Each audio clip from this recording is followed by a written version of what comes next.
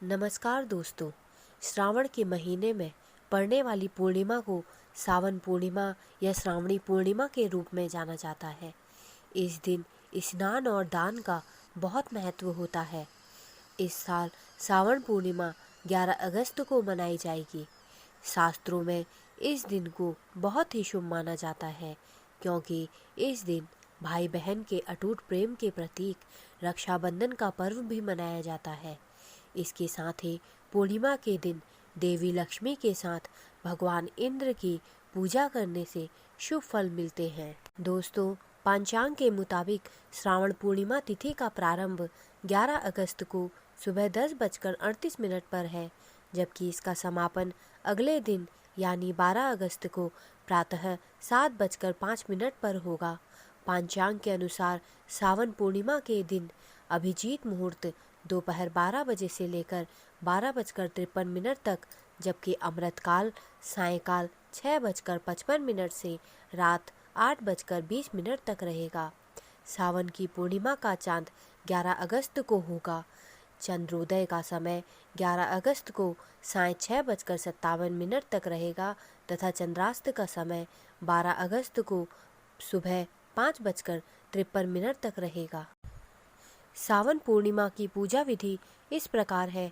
सावन मास की पूर्णिमा को यानी 11 अगस्त को केवल व्रत और दान किया जाएगा, लेकिन 12 अगस्त को स्नान, दान, तर्पण विधि आदि क्रियाएं की जाएंगी। सावन पूर्णिमा के दिन सुबह जल्दी उठकर पवित्र नदियों में स्नान करें।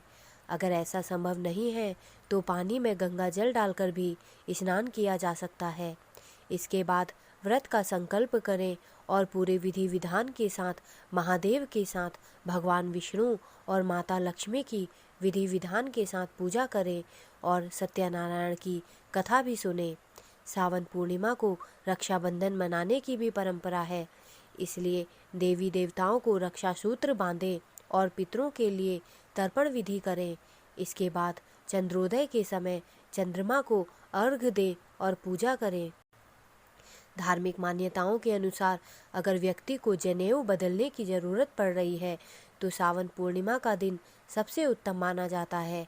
इस दिन स्नान, ध्यान व दान करने के बाद पुराना जनेऊ बदलकर नया जनेऊ धारण कर सकते हैं।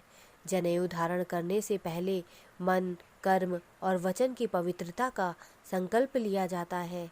हिंदू धर्म के अनुसार 16 संस्कारों में एक जनेऊ यानी यज्ञोपवीत संस्कार भी है।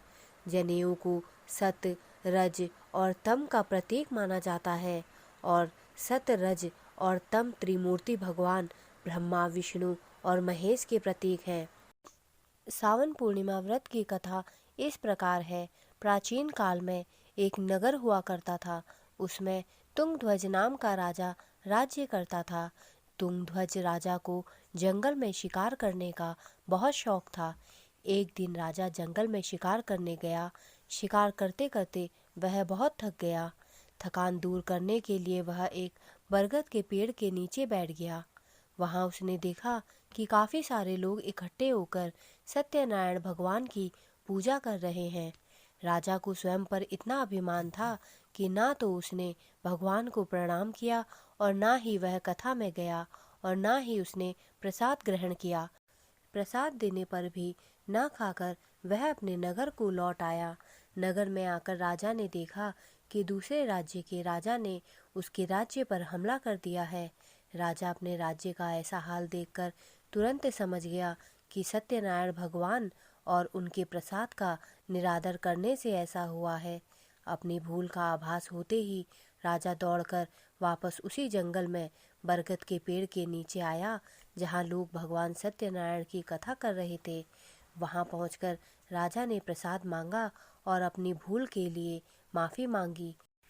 पश्चाताप करते देख राजा को भगवान सत्यनारायण ने माफ़ कर दिया, जिसके फलस्वरूप भगवान के आशीर्वाद से उसके राज्य में सब कुछ पहले जैसा हो गया।